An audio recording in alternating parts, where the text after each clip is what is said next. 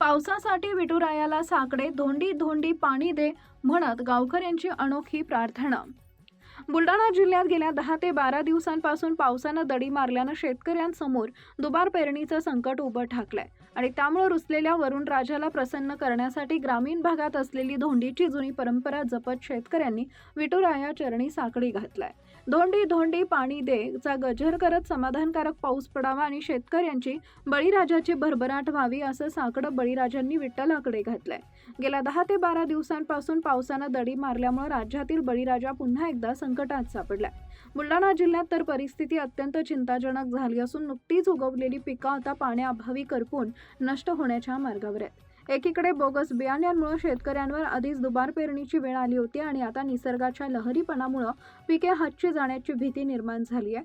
त्यामुळे पुन्हा एकदा शेतकऱ्यांसमोर दुबार पेरणीचं संकट उभं ठाकलंय।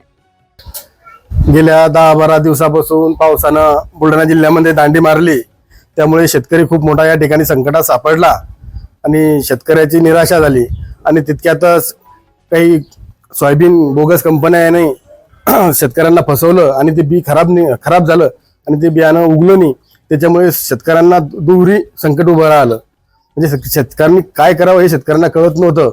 त्यामुळे आम्ही आज या ठिकाणी की धोंडी धोंडी पाणी दे अशा प्रकारे आपल्या गावामध्ये ती काढली आणि देवाला प्रार्थना केली की बा पाणी पडू दे आणि शेतकरी सुखी होऊ दे। अशा प्रकारे आम्ही देवाला आज प्रार्थना केली, विठ्ठलाला प्रार्थना केली आणि अशा प्रकारे घोषणा आम्ही कार्यक्रम शेतकऱ्यासाठी घेतला।